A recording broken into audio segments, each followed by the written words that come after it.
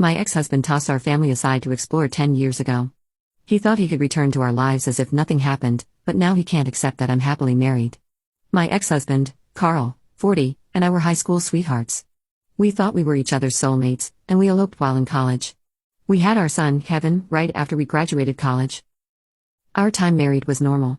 We were happy and in love. I would be excited to come home from work and see him and Kevin, and I was happy to spend the rest of my life like that. That was until we went on a vacation to Hawaii for our anniversary. He had always wanted to go, and I had saved up for a trip as a gift, and he was, of course, ecstatic. On the third day of our trip, I got food poisoning and decided to take the day off and rest. Carl offered to stay the day with me, but I told him not to let me slow him down, to go off and enjoy the day, have fun, and I'll be here when he gets back. I switched between running to the toilet and sleeping basically all day and didn't realize that he hadn't gotten back by 12, 3, or even 5 a.m. In fact, he hadn't gotten back until the next morning when he woke me up saying he needed to talk to me. He told me that he had gone to the resort's bar yesterday and met two 18-year-old girls who he had spent the day with having fun flirting and being intimate with, and he had decided that he wanted this. We had rushed into getting married right after high school, and he had never gotten the chance to explore intimately and meet other options.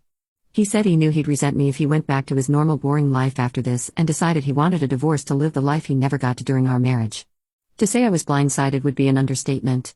The man who had been my whole life since I was 16 had cheated on me and decided he didn't want our marriage anymore. I asked him, what about our home, our son? What were we going to tell our family? What about our life? He only said he still loved me but needed to follow his heart and stay here. He would let me keep the house, and he knew it would be selfish to take our son away from that, so he was willing to give me full custody, and he would pay child support as well as fly our son out to see him whenever he wanted. The divorce was finalized a year later. He was already living in Hawaii the whole time with a sea of lovers. He would visit his family and Kevin each time he was home with a new younger girl when he had to come back for court.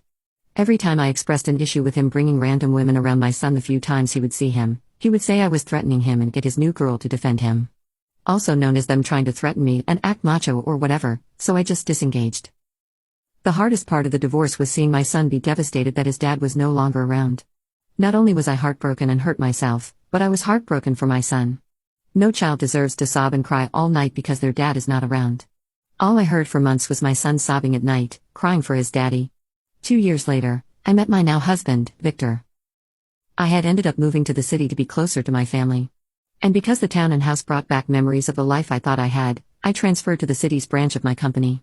And there he was. He was basically the opposite of my ex. Tall, black hair, he honestly had and still has a bit of a goth look, but he was handsome and sweet. Carl was a huge guy, albeit also a handsome man, who had the whole jerk with a heart of gold thing going on when we met and never really changed. Honestly, Victor kind of intimidated me when we first met, and I still had trust issues from Carl's betrayal. So we started off as friends. We got along fantastically, and things just fell into place.